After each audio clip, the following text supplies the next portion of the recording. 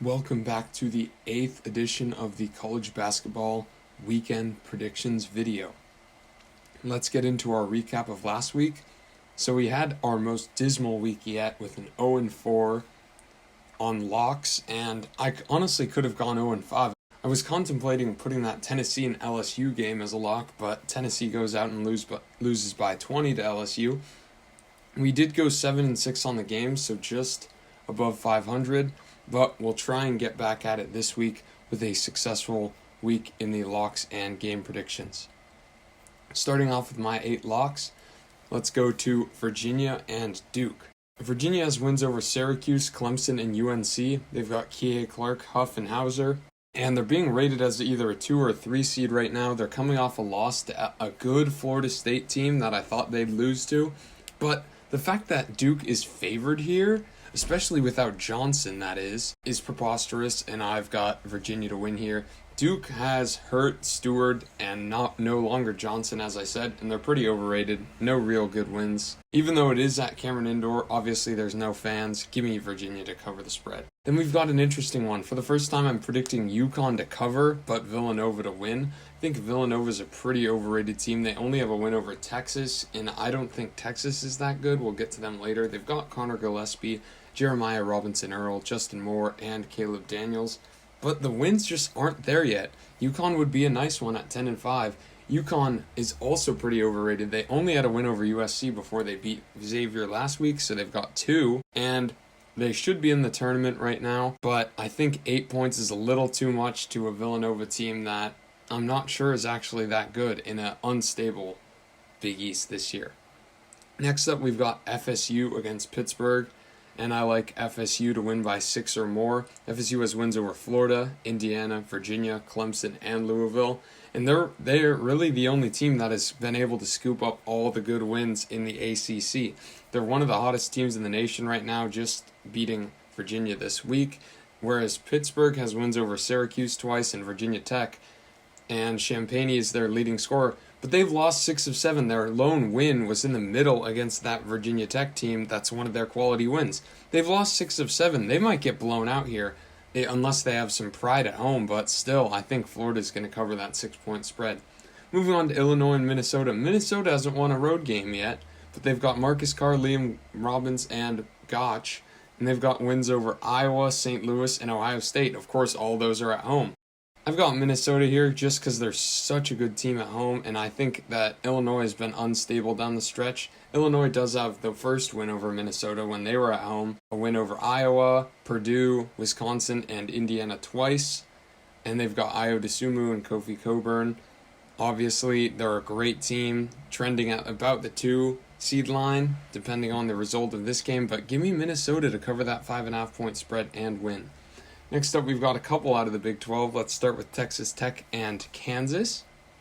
Kansas's wins over Texas Tech the first time, West Virginia, Creighton, TCU twice, Oklahoma State, and Oklahoma. They've got Agbaji, Wilson, and Braun, and they're pretty much out of their little cold stretch that they had, and they're playing great ball. Give me Kansas to win this. Texas Tech, I think, is a little overrated. They've got wins over Oklahoma twice. Those are good wins. Texas, and then a win over LSU in that SEC Big 12 Challenge. They've got Mac McClung, but they lost to WVU and then had COVID, so they're going to come off cold, and I think Kansas should win at home. Next up, we've got West Virginia against Texas, and West Virginia is very hot right now. They've got wins over Texas Tech twice, Oklahoma State, and Kansas. They just lost their last one by 1 to Oklahoma, but I think they'll take care of Texas here, especially at that +4 spot. Texas only has wins over Kansas and West Virginia, to be completely honest. Andrew Jones is a great player for this team, but I just don't see them getting it done against a hotter, quite frankly, West Virginia team right now. 2 other notable games we have is another ACC match, Louisville against North Carolina, and Louisville has wins over Virginia Tech, but they are coming off a 4-game COVID pause. I'm going to give them the nod because I think they're the better team here, whereas UNC has wins over Stanford and Syracuse, and they've got Bacot, Brooks, and Love, and they're not good, I don't think. They always win these close games, but Give me Louisville here on the road. I think they'll have a vengeance coming out with COVID, but I'm not going to lock them because they could come out flat like Clemson did off the long absence and just get blown out by a quality North Carolina team on the edge of the field. Next up, we've got Arizona against USC. Arizona doesn't really have anything to play for. They only have the win over Colorado in the Pac-12. That's their only quality win on the season, and they're out of the NCAA tournament because of self-sanctions.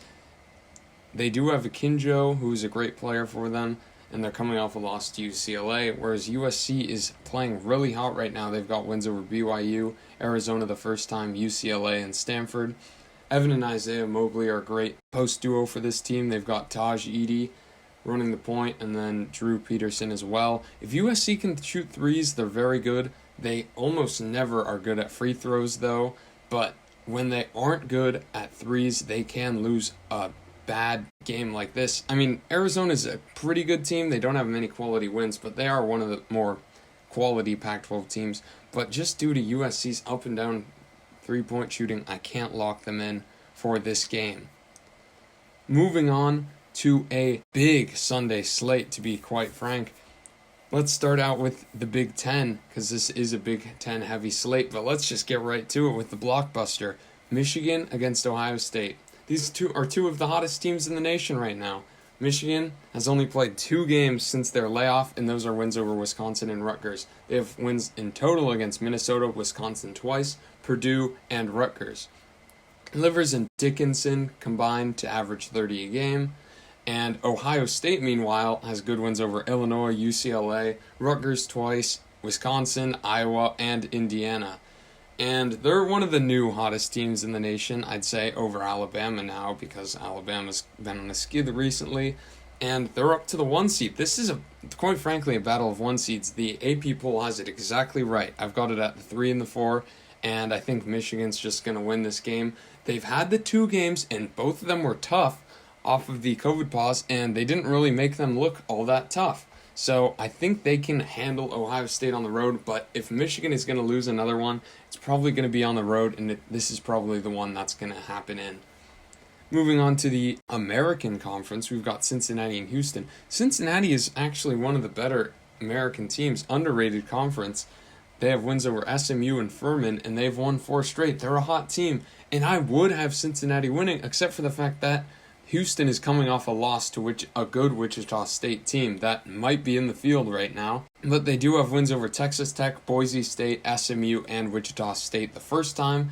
But I think they'll come out with a vengeance, especially at home after losing that game. I think Houston's a bit overrated. Personally, I think they should be around a 4 seed rather than a 3. But we'll see what happens in this game. They'll probably win this. But Cincinnati is good. Houston can't afford to fall asleep because seemingly every loss they take in the American tanks their seeding. Next up, we've got Maryland against Rutgers. Maryland's got a win over Wisconsin, Minnesota twice, Purdue, Navy, and Illinois. Whereas Rutgers is really bad at free throws, I might note. They have wins over Syracuse, Maryland, Illinois, Indiana, Minnesota, and Purdue. And Rutgers is more of a team that just beats the bad Big Ten teams, and they have a good record because of it. And even the bad Big Ten teams are good wins, as you can see, but they don't have that stunning win. And they don't have to get one here against a decent Maryland team, probably at the 11 line right now, 13 and 10. Give me Rutgers to win. They've got Harper, Mathis, and Young. And all those guys can combine for 45 points a night. They've got a good offense, minus that free throw shooting. Give me Rutgers to take this one. Next up, we got Butler against Xavier. Butler has wins over St. John's and Creighton, but they've lost 5 out of their last 7. But the record speaks for itself at 7-12. This is an inconsistent team, and that's why I'm taking Xavier to win this one. Xavier has wins over Oklahoma and St. John's. Again, not very good because they had a COVID pause and haven't beat the quality Big East competition yet. They've got Fremantle and Scruggs who are good for 30 a game, and they've taken 2 straight L's, but I honestly think that they will win this one just because Butler is not a great team and they have the home field advantage here. Moving on to Wisconsin and Northwestern. Northwestern has wins over Ohio State and Indiana, but they've lost 12 straight games and have not won since December 24th. That's how tough the Big Ten is, and quite frankly, Northwestern was playing better basketball at the beginning when they were way above 500, but have since fallen off the wheel. And honestly, I would say they're a dangerous team in the Big Ten tournament just because of how well they played, going to 6-1 at the beginning of the season, but the wheels have just fallen off for them. So I've got Wisconsin to win here. Wisconsin has wins over Louisville, Indiana, Loyola Chicago, Minnesota, and Rutgers. Trice, Potter, and Davidson average 40 points a game. But this is a team that I think is pretty overrated. They have sneakily gotten up to that 8-loss mark and probably shouldn't be ranked next week. They've lost 3 of their last 4, but I think they'll be able to clean up a bad Northwestern team even on the road. Next up, we've got Penn State and Iowa, and this could be a trap game for Iowa, but I'm going to have them taking it. Iowa's got Garza and Wieskamp, and they've got a great offense. They have wins over Rutgers twice, Minnesota, UNC, Purdue, and Wisconsin. And another team in Iowa that is really highly rated, but doesn't get the top-tier wins. They don't have a win over Michigan, Ohio State, or Illinois, which are pretty much the top-tier teams out of the Big Ten.